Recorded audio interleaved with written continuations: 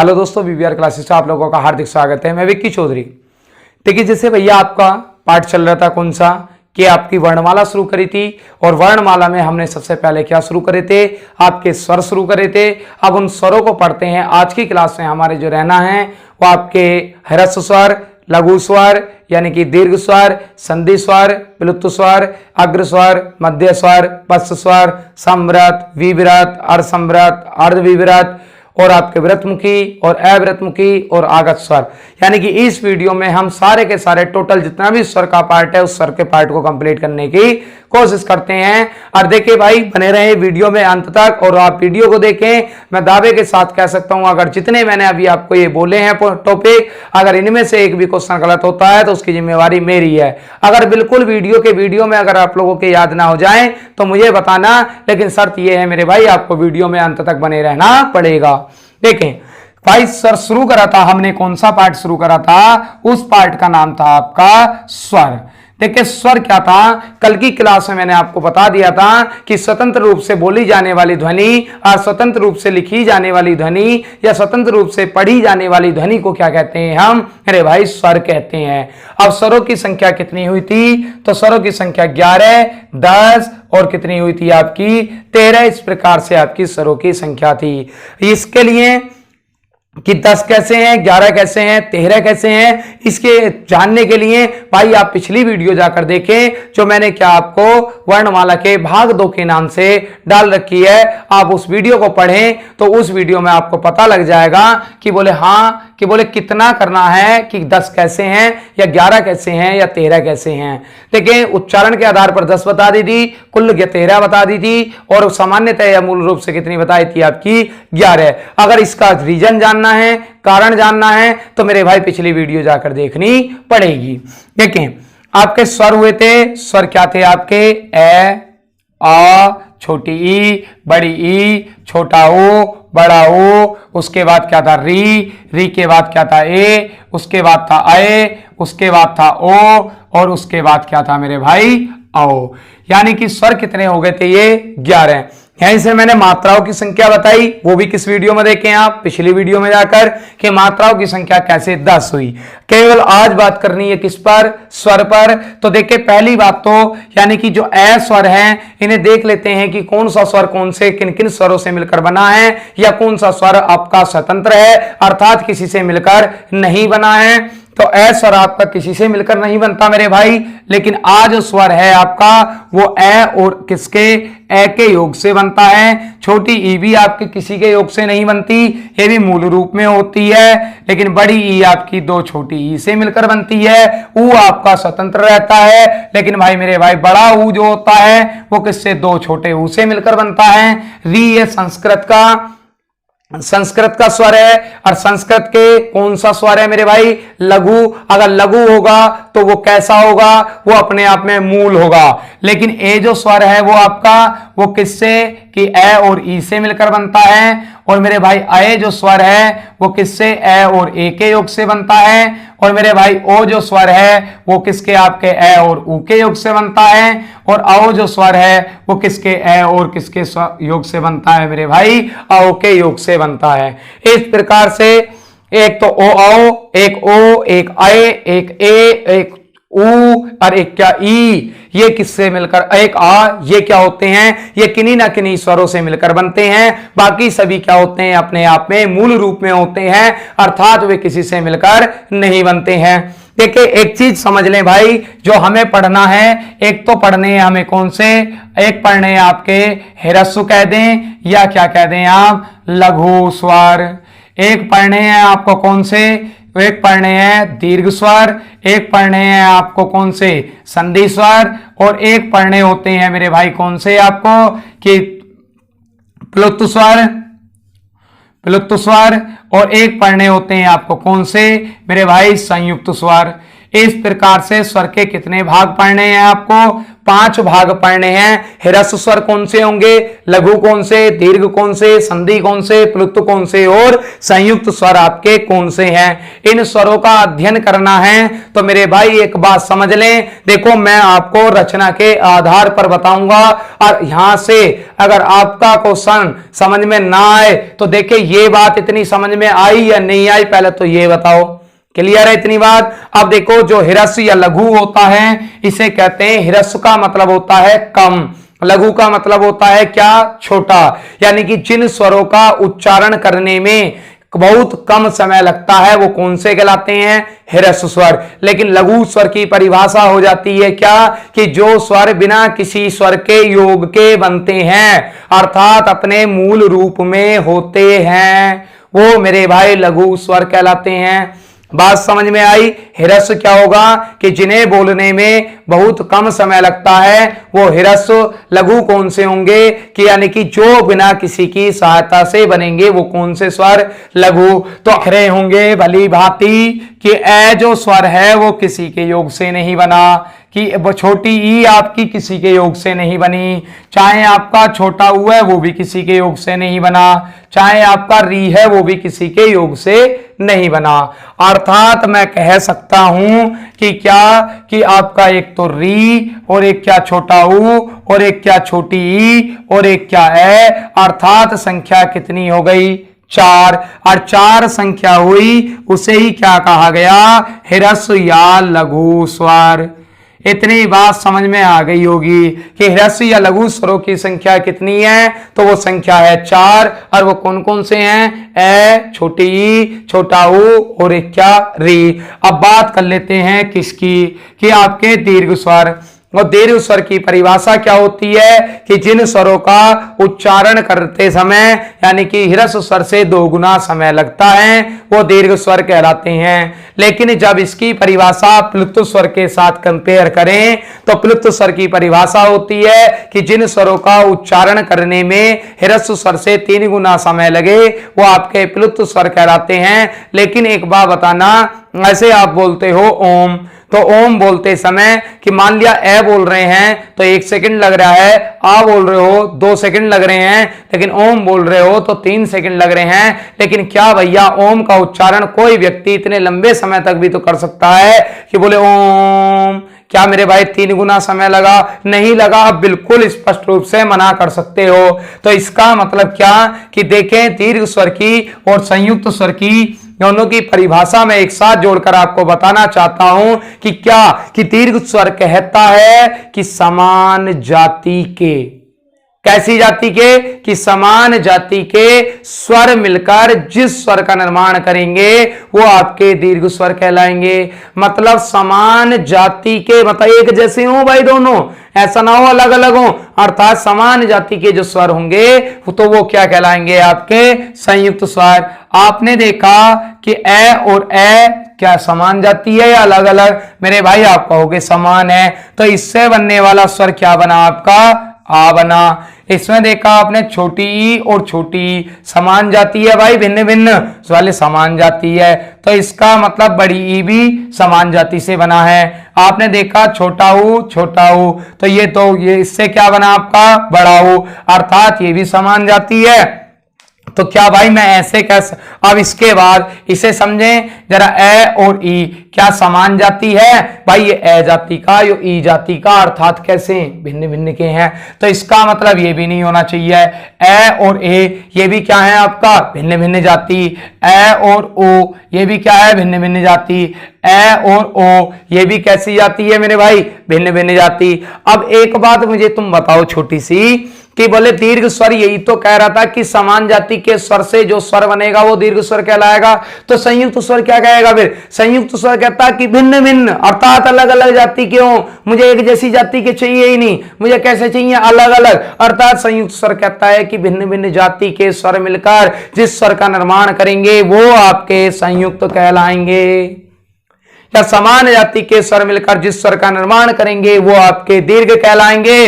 अर्थात अगर मैं ऐसे देखूं कि बोले ये आपके कितने हैं, इनकी संख्या हो गई 3, और यही क्या कहलाए भाई आपके, यही कहलाए आपके दीर्घ स्वर। अब आप सोच रहे होंगे दीर्घ स्वर की संख्या 7 भी होती है, तो वो भी बताऊंगा भाई कैसे होती है। अर्थात दीर्घ स्वर की संख्या कितनी हो गई मेरे हिसाब से या आपके हिसाब से, यानी कि जो परिभाषा के हिसाब से वो हो गई 3। अब संयुक्त स्वर क्या था, भिन्न भिन्न, तो देखना मेरे भाई क्या ये चारों भिन्न भिन्न जाति से बने हैं कि नहीं बने। जब चारों भिन्न भिन्न जाति के हैं तो इसलिए इसका नाम क्या हो जाता है, इसका नाम हो जाता है मेरे भाई कौन से स्वर, ये हो जाते हैं आपके संयुक्त स्वर। अर्थात दीर्घ स्वरों की संख्या 3 और संयुक्त स्वरों की संख्या कितनी हो गई 4, और वो कौन से, ए आई ओ और आओ। इतनी बात क्लियर है। अब इसके बाद चलते हैं किस पर, संधि स्वर पर। संधि स्वरों की संख्या कितनी होगी उस पर अभी चर्चा करते हैं। देखें पहले संधि स्वर की परिभाषा तो देख लें कि मेरे भाई संधि स्वर कहता क्या है। संधि स्वर कहता है कि दो या दो से अधिक वर्णों के मेल से या स्वरों के मेल से बनने वाले स्वर को हम क्या कहते हैं, संधि स्वर कहते हैं। ना तो देखो संधि स्वर आपका कहता समान जाति के हो, ना संधि स्वर कहता है आपके भिन्न भिन्न जाति के हो। संधि स्वर कहता है दो हो या दो से अधिक हो, चाहे समान के हो या भिन्न भिन्न के हो, कैसे भी हो बहरहाल होने चाहिए क्या, दो या दो से अधिक मिलकर। तो आपने देखा क्या आ जो है आपकी बड़ी ई है, बड़ा ऊ है, ए है, आए है, ओ है, और क्या है भाई आपका औ। क्या ये दो या दो से अधिक से मिलकर नहीं बने, तो आप देखें ऐसा ना कह सकता मैं कि तीनों तो दीर्घ स्वर और चारों संयुक्त स्वर। अर्थात संख्या कितनी हो गई मेरे भाई 7, और ये 7 के साथ ही क्या कहलाते हैं आपके, ये 7 के साथ ही कहलाते हैं मेरे भाई कौन से स्वर, संधि स्वर। अर्थात संधि स्वर की संख्या कितनी हो गई 7, और भाई संयुक्त स्वर की संख्या कितनी हुई थी 4। अब बचा कौन हमारा, विलुप्त स्वर। विलुप्त स्वरों की संख्या पर चर्चा करें तो देखिए आप लोगों ने कहते हैं एक पढ़ रखी है मेरे भाई, एक वो संख्या नहीं होती। एक शब्द पढ़ रखा है आपने विलुप्त स्वर का, और वो पढ़ रखा है कौन सा, ओम। मेरे भाई ओम आपका स्वर है क्या, नहीं, ओम है स्वर, विलुप्त स्वर युक्त शब्द जिसमें विलुप्त स्वर का प्रयोग करा गया है। ओम क्या है, वो है जिसमें विलुप्त स्वर का प्रयोग करके जो शब्द बनाया गया है वो शब्द है आपका ओम। मेरे भाई विलुप्त स्वर नहीं है वो। विलुप्त स्वर की परिभाषा कहते हैं कि जिन स्वरों का उच्चारण ह्रस्व स्वर से, यानी जिन स्वरों का उच्चारण करने में ह्रस्व स्वर से 3 गुना समय लगता है। यह भी बात गलत हो जाती है कब, जब क्या आप इनका उच्चारण करते हैं। तो इसलिए इसकी विलुप्त स्वर की परिभाषा क्या होती है कि विलुप्त स्वर की परिभाषा होती है कि जिन स्वरों का उच्चारण करने में जिन स्वरों का उच्चारण व्यक्ति की श्वास क्षमता अर्थात सांस लेने की क्षमता पर निर्भर करता है वो आपके विलुप्त स्वर कहलाते हैं। अर्थात इन्हें आप रोक नहीं सकते, यानी कि जितना लंबे समय तक व्यक्ति बोल सकता है आप बोलें, उसमें कोई दिक्कत नहीं है। तो विलुप्त स्वर की परिभाषा हो गई कि जिन स्वरों का उच्चारण करने में किससे, यानी व्यक्ति की श्वास क्षमता के ऊपर निर्भर करता है, वही आपके विलुप्त स्वर कहलाते हैं। इनकी संख्या कितनी होती है, इनकी संख्या मेरे भाई 8 होती है। और 8 कैसे होती है, देखिए मेरी बात को समझें, बताओ 8 कैसे, आप छांट के बता सकते हो क्या, बोले जी 8 कैसे होगी संख्या। अगर 8 बता दिया आपने तो मैं मान जाऊंगा कि हाँ, कि बोले आप जानते हैं, लेकिन आपने तो बोले जी हमने तो एक ही पढ़ रखी, 8 कहां से बताए दें। मैं बताऊंगा कैसे बताओगे। देखो क्या ए स्वर है, ए स्वर का आप लंबे समय तक उच्चारण करो भाई, करना, बोले ए, क्या आ में बदला, नहीं बदला ना। आप आ का उच्चारण करो, बोले आ, क्या बदला, नहीं बदला। लेकिन छोटी ई और बड़ी ई दोनों के उच्चारण में अंतर देखना। जैसे छोटी ई बोलते हो तो बोलते हो भाई आप ई, बड़ी ई बोलते हो तो क्या बोलते हो, बोले ई खींचकर। क्या छोटी ई का जब लंबे समय तक उच्चारण करोगे बोले ई, तो भाई क्या बड़ी की आवाज आ रही है या नहीं आ रही। जैसे छोटी ई को लंबे समय तक बोलोगे उच्चारण किसका करेगी, बड़ी ई का, इसलिए मेरे भाई छोटी ई को हम शामिल नहीं करते। इसके बाद ऐसी छोटा ऊ बड़े ऊ के साथ कंडीशन है, छोटे ऊ का लंबे समय तक, छोटे ऊ को बोलते हैं ऊ और बड़े ऊ को बोलते हैं ऊ। तो छोटे ऊ का लंबे समय तक उच्चारण करना, बोले ऊ, तो भाई कौन से का उच्चारण हो रहा है, बड़े ऊ का, तो इसलिए मेरे भाई छोटे ऊ को भी शामिल नहीं करते।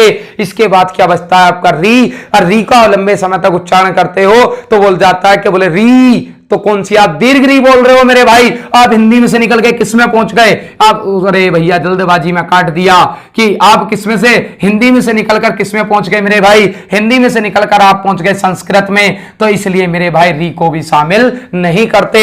और जब नहीं करते, स्वरों की संख्या कितनी है? 11, और 11 में से 3 को आपने शामिल नहीं करा, एक तो री को, एक छोटे ऊ को, एक छोटी ई को, अर्थात बचे कितने हैं आपके? 8 बचे। और 8 में से भी आप कैसे कह दें कि 7 के तो 7 संधि स्वर, क्योंकि भाई ये भी आया, ये भी आया, ये भी आया, ये भी आया, ये भी और ये भी। एक कौन सा ऐड हो गया इसमें? एक ऐड हो गया ए। तो अर्थात संख्या कितनी हो गई? 8। और 8 ही क्या कहलाते हैं आपके? संधि स्वर कहलाते हैं। सॉरी, कौन से? प्लुत स्वर कहलाते हैं। प्लुत स्वरों की संख्या 8 और संधि स्वरों की संख्या कितनी होती है? 7। और संधि स्वर में एक ए स्वर एक्स्ट्रा जोड़ देने पर वो कौन से बन जाते हैं आपके? प्लुत स्वर हो जाते हैं। मेरी बात समझ में आई होगी अच्छे तरीके से। तो मेरे भाई जो लिख रहे हैं बड़ी अच्छी बात है, और जो भैया इसका स्क्रीनशॉट लेना चाहते हैं, नहीं संकोच भैया स्क्रीनशॉट ले सकते हैं। जल्दी करें भैया थोड़ा सा। देखिए अभी हम पढ़ने हैं अग्र स्वर, मध्य स्वर, पश्च स्वर भी, ठीक है। इसके बाद अगर इतनी बात समझ में आ गई हो तो मेरे भाई ये जो आपके उच्चारण के आधार पर थे, उच्चारण स्थान के नहीं, केवल उच्चारण के अर्थात समय के अर्थात वायु के जो आधार पर थे वो हमने पढ़ लिए हैं। अब हम क्या करते हैं? देखिए भैया इनमें थोड़ी काट पीट सी हो गई ना, चलो दोबारा लिख लेंगे, कोई दिक्कत ना है, ये तो लिख ही लेंगे। चलो देखें अब क्या होता है कि मेरे भाई ये स्वर तो हमें लेके ही चलने हैं कि ए था आ, छोटी ई, बड़ी ई, छोटा ओ, बड़ा ओ, एक क्या था भैया री, एक क्या था ए, या उसके बाद आए और ओ, और एक क्या है आपका आओ। अब इन स्वरों पर मैं बात करना चाहता हूं। इन स्वरों पर बात क्या करनी है कि देखिए सबसे पहला पॉइंट आता है आपका क्या कि बोले जीव हो या क्या हो आपकी, यानी कि जी हां के आधार पर, जीव या जी हां के आधार पर शब्दों के भेद, जीव या जी हां के आधार पर शब्दों के जीव या जी हां के आधार पर वर्णों का, स्वरों का वर्गीकरण। किसका भैया? कि स्वरों का वर्गीकरण, मेरे भैया तो ऑफलाइन में सुबह से शाम तक पढ़ाए गए, थोड़ा बहुत इस टाइम आएगा चलता रहे तो आप ये मत समझियो कि बोले हाँ गलत चल रहा है, गलत ना होने दूंगा, इस बात की चिंता ना करो तुम।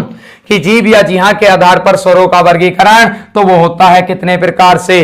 3। अब उसके लिए देखो आप कर भी सकते हो यार, मैं मानता हूं, लेकिन जीव या जी हां की बात चल रही है तो मेरे भाई आप ऐसे समझ लें, ये आपकी क्या है, मान लिया ये आपका क्या है, ऐसे समझ लें आप, यहां से समझें। देखें जैसे क्या मान लिया ये आपका एक घर है, अभी आप भूल जाओ कि आप स्वर पढ़ रहे हो, आप एक से केवल कहानी मात्र से समझने का प्रयास करना मेरे भाई कि मान लिया ये घर है और इस घर को आने के लिए क्या है? ये रास्ता है। इस घर के कितने सदस्य हैं? इस घर में 3 सदस्य रहते हैं, और 3 सदस्यों में से कैसे ऐसे करवा दूंगा, जीवन में भूलोगे ना। 1 मिनट समझ तो लो बात को कि एक घर है, इस घर में 3 लोग रहते हैं और ये घर के लिए आने के लिए रास्ता है, और ये तीनों के तीनों बाहर हैं। मान लिया ये पहला व्यक्ति हो गया, ये दूसरा व्यक्ति, इसकी 4 टांगे कर दी हमने और इसकी 6 कर दी, ये कौन सा व्यक्ति हो गया? तीसरा हो गया। अब ये तीनों थे, पहले वाले व्यक्ति को लगती है मेरे भाई क्या? भूख लगती है, और दूसरे वाले व्यक्ति को क्या आती है? नींद, और तीसरा वाला है बिल्कुल क्या? ठलवा, इसका कोई काम ही नहीं है। मतलब इस घर के 3 व्यक्ति थे और ये घर को आने के लिए रास्ता है, तीनों घर से बाहर हैं, एक को लग रही है भूख, दूसरे को आ रही नींद, और तीसरा क्या है? ठलवा। तो मेरे भाई घर पहुंचने की सबसे पहले कोशिश कौन करेगा? आप कहोगे, बोले सर कौन सा करेगा? बोले जी भूख वाला सबसे पहले घर पहुंचने की कोशिश करेगा, क्योंकि उसे भूख लग रही है। और जब पहले आया तो सबसे आगे आने वालों को क्या कहते हैं? बोले अग्र आया, आगे आया मतलब अग्र आया। फिर उसके बाद नींद वाला भी कहेगा, बोले चल गया टाइम से सोएंगे चल, तो वो किसके? मध्य में आया। तो उसके बाद भैया ठलवा तो कभी भी आ जाए तो वो सबसे बाद में आएगा, अर्थात वो क्या कहलाएगा? पश्च कहलाएगा। लेकिन मेरे भाई अब क्या था? पहले नंबर पर कौन आया? भूख वाला। दूसरे पर कौन आया? मेरे भाई नींद वाला। तीसरे पर कौन आया? आपका जो ठलवा था सबसे बाद में। अब बात को ध्यान पूर्वक समझना मेरे भाई, ना तो ये कोई रास्ता था और ना ही यहाँ कोई घर था, मैं भी तुम्हें बहका रहा था। क्या ये थी मेरे भाई आपकी क्या? इसको कहते हैं क्या? हम ऐसे ये थी आपकी जीभ, और जीभ थी तो ये जीभ का ये वाला भाग कौन सा कहलाया? अग्र। ये वाला भाग कौन सा कहलाया? मध्य। और ये वाला भाग कौन सा कहलाया? पश्च। और जब बात कर रहे हैं किसकी, हम स्वर की, तो अग्र स्वर, और ये कौन सा कहलाया? मध्य स्वर, और ये कौन सा कहलाया मेरे भाई? पश्च स्वर। अर्थात मैं ये कह सकता हूं कि जिन स्वरों का उच्चारण करने में जीभ का अग्रभाग क्रियाशील होगा, अग्र स्वर कहलाएंगे।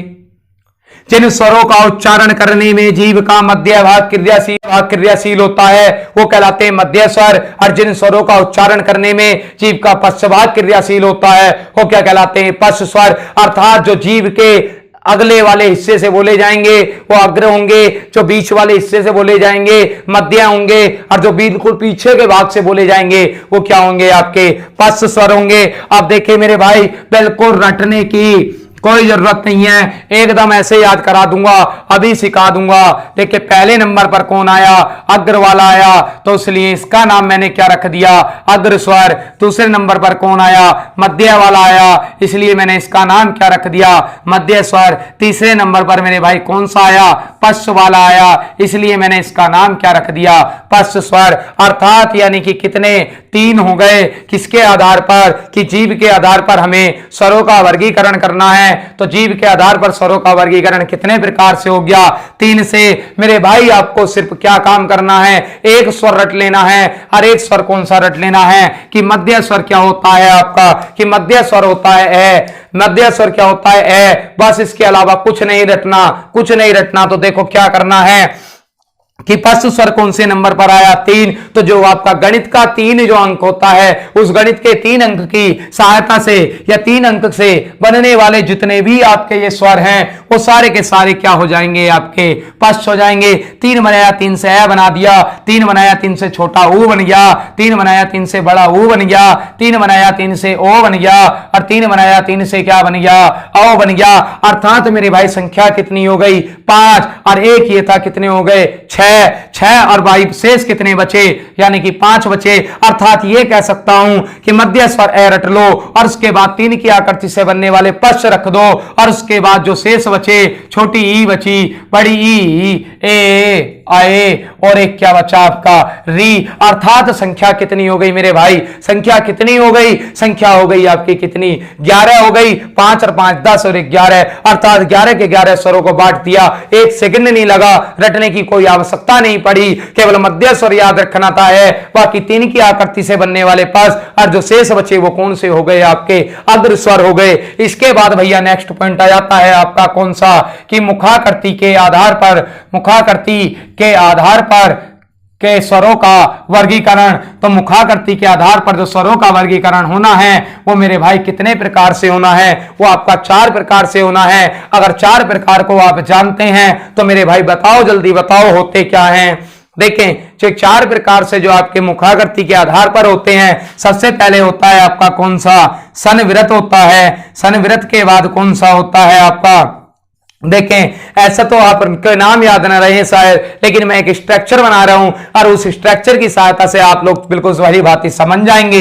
देखिए, मान लिया एक कंडीशन है, मुखाकृति का मतलब है कि भाई मुख के बाहर की आकृति नहीं, मुख के अंदर की जो आकृति है, अर्थात आपके होठों से लेकर और ये कंठ है, कंठ तक की जो आकृति है उसे कहते हैं मुखाकृति।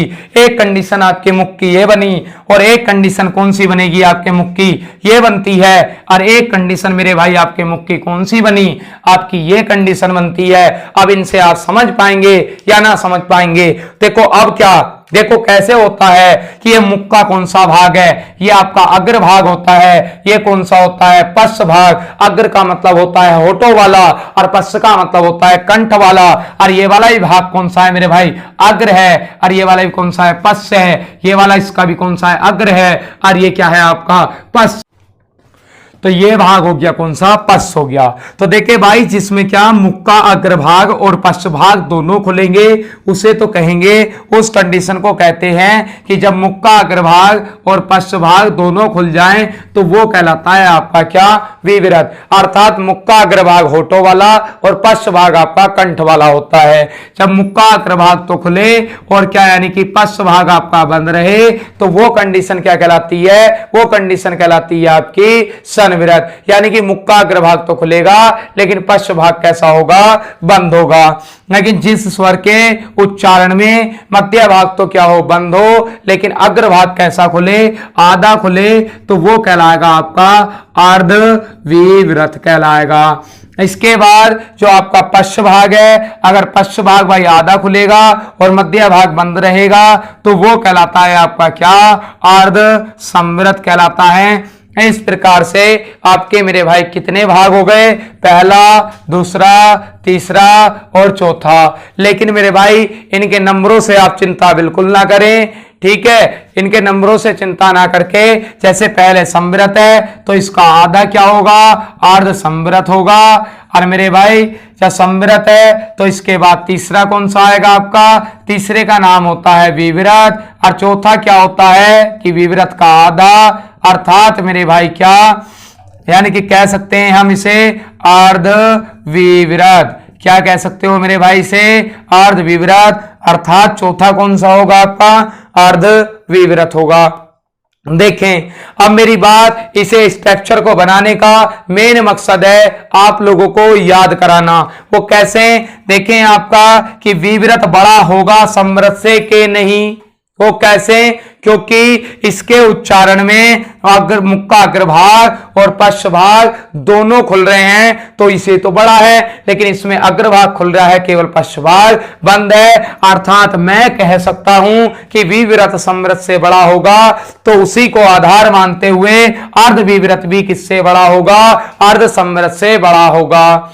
अब इसमें से आप देखें कि जो ये आपके 11 स्वर हैं, इन्हीं 11 स्वरों को इसमें लिखना है। तो 11 स्वरों को लिखना है तो देखें कि कौन सा स्वर ऐसा है जिसका उच्चारण करने में मुख का अग्रभाग और पश्च भाग दोनों खुल रहे हैं, अर्थात कोई सा भी किसी से भी नहीं मिल रहा, यानी कि ना तो पश्च भाग बंद हो रहा, ना अग्रभाग और ना ही मध्य भाग। तो जैसे ही मैं स्वर पढ़ने शुरू करता हूं तो देखिए क्या ए, लेकिन एक स्वर आप पढ़ोगे क्या, आ, तो आ बोलते हो तो आप कहते भी हैं कि घर में मान लिया छोटा बच्चा है, अगर वो कोई चीज खा ले तो उससे कहते बोले बेटा आ करिए, या हम गए हमारे गले में मान लिया दर्द है या कोई इन्फेक्शन वगैरह है तो डॉक्टर कहा बोला आ कर भाई, आ करो तब देखा जाएगा।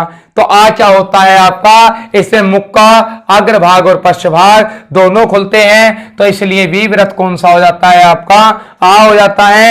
आ का आधा क्या होता है मेरे भाई, आ का आधा होता है क्या, ए, अर्थात दो छोटे ऐसे मिलकर क्या बनता है आपका, बड़ा आ बनता है। इसके बाद जब इतना काम कर लिया तो आपको चारों संयुक्त स्वर को आप छोड़ दो अभी फिलहाल, कि बोले 4 संयुक्त स्वर हैं कि नहीं है। अब क्या करें आप कि इनमें से ए और आ को छोड़कर शेष जो स्वर बचे वो क्या हो गए आपके, सनविरत हो गए। छोटी ई, बड़ी ई, छोटा ऊ, बड़ा ऊ, और एक क्या हो गया आपका री, ये रे भाई ये क्या हो गए आपके सनविरत। अब आपने इसमें से देखा तो क्या मेरे भाई ये दोनों आपको छोटे भाई बड़े भाई जैसे नहीं लग रहे, कि ये छोटा हो और ये कैसा हो बड़ा, और ये कैसा हो छोटा और ये कैसा हो आपका बड़ा हो।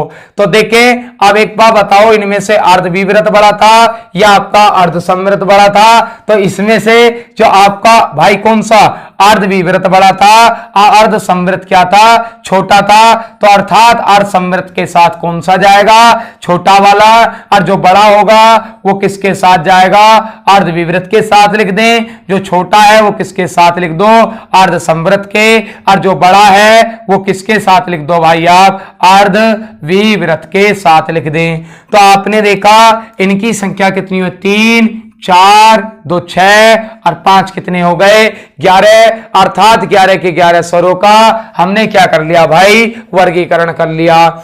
इसके बाद एक लास्ट पॉइंट आपका बच जाता है जिसका नाम होता है क्या, कि ओष्ठ या होठों के आधार पर। भाई बात समझ आ रही हो, अगर पढ़ने में कुछ लग रहा हो कि बोले हाँ हमें कुछ मदद मिल रही है या हमारे समझ में आ रहा है, तो भाई कमेंट बॉक्स में जरूर लिखें। और भैया वीडियो को शेयर करते रहो और चैनल को अधिक से अधिक सब्सक्राइब करते रहो।